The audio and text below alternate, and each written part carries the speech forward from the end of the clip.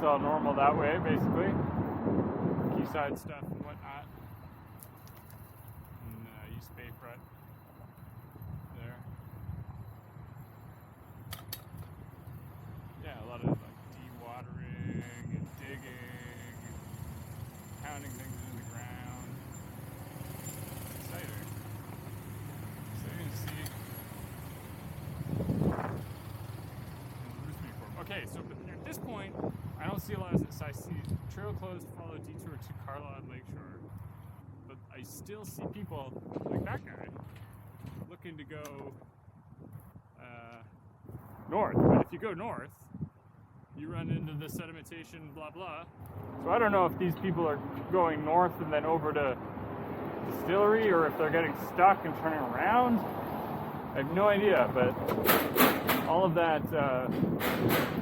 that work that's being done at the bottom of the Dawn Trail and connects to Corktown Commons, or what did connect to Corktown Commons, and the like traversing the train tracks there, that's like not very well communicated from a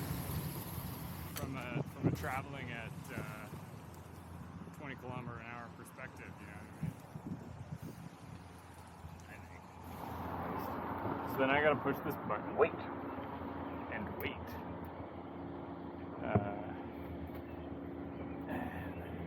Just gotta do this, and then like,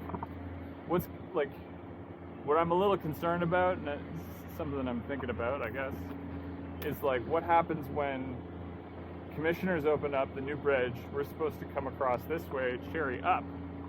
Or is there going to be some commotion that's going to take place here? Like, there could be piles and piles of cyclists traveling in the summertime. I don't know if there are numbers on that. It would be good if there were. But I've just seen that intersection in particular in years past completely choked up. With people going either way, enjoying their weekends or whatever. Little HDP pipe going in. Some fusing going on.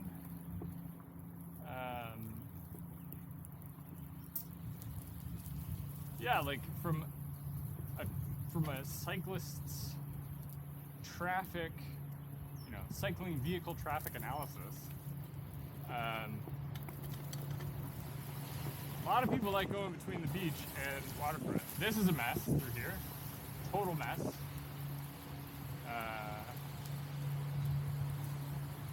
Is consistently a mess. It I don't know if vehicles can't fit through here or something, but it just seems to be not great consistently. It's cool to see these mountains of dirt, knowing that it's being moved from place to place to build the new, well, I guess you're not building new lands, you're just kind of reconfiguring what's already here. But it's pretty exciting and a bit romantic to imagine.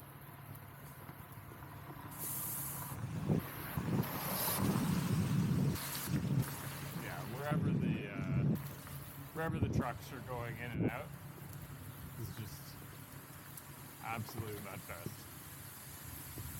Which, what's the way around that? I don't know. Maybe some, hose it down or something. I guess uses a lot of water, but there are water trucks going. Water and sweeping. Not going to profess to be an expert on the subject matter. Okay, pet peeve. That bicycle signal and its location makes me think that I can go that way and then I end up on the sidewalk. Whereas I'm actually supposed to slalom in these here dirt crevices or whatever. So that's I don't know. I've smashed into that curb not really thinking. I know other people have smashed into that curb and injured themselves. So that can you just like, can that curb just be fully cut? Just in the interest of safety. And yeah, if somebody ends up on this sidewalk, I mean, oh well. Seems to be a bit of a mixed-use path anyways. Is the expectation that now I somehow go up onto this? I'll do it, but I'll show you why it's not a great idea and why I don't do it. Because you go up on this nice section and you get some good views of that greenish water, which is always makes you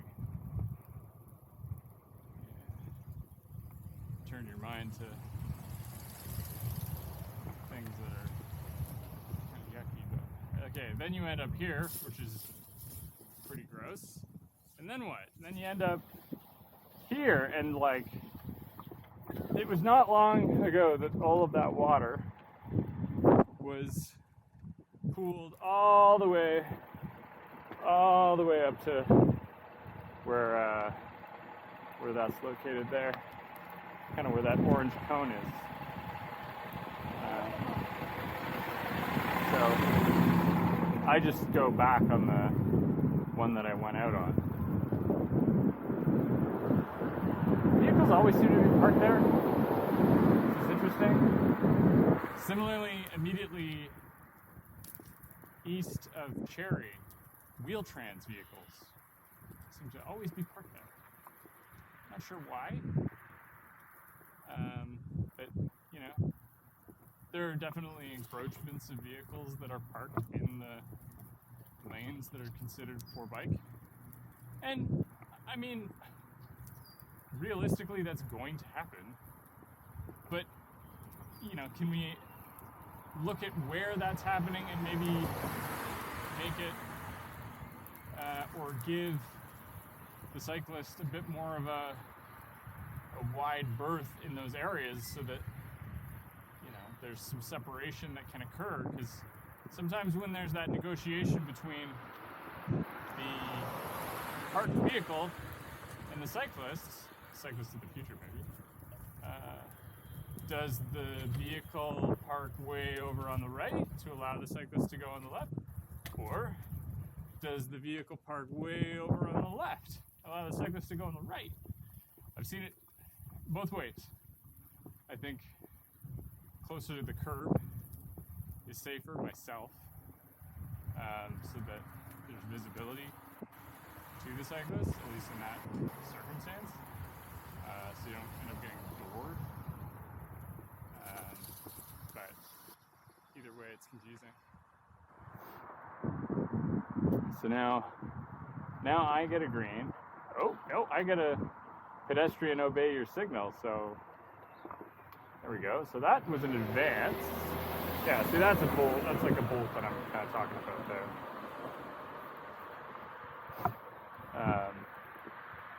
So now I have to know already that this button is behind here, as usual. It would be nicer if it was, you know, closer. Camera malfunction there. And then I kind of gotta like do this down motion.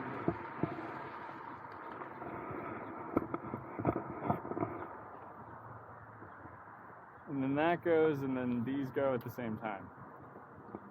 And what is the dangerous aspect is that a lot of people gunning down this way or sitting there waiting to make the left are very impatient, and so they may not be used to it, because I don't recall if they see that I have a bicycle signal at the same time as they do.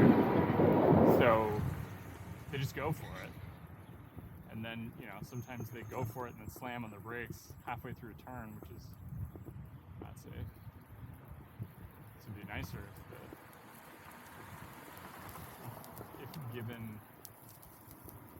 at least a 3-second head start. I guess the standard is 6. Yeah, here we go.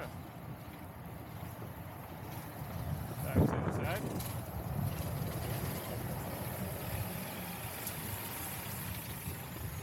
Which, again, I'm on bolt alert, bolt and rock alert. So there's a bolt.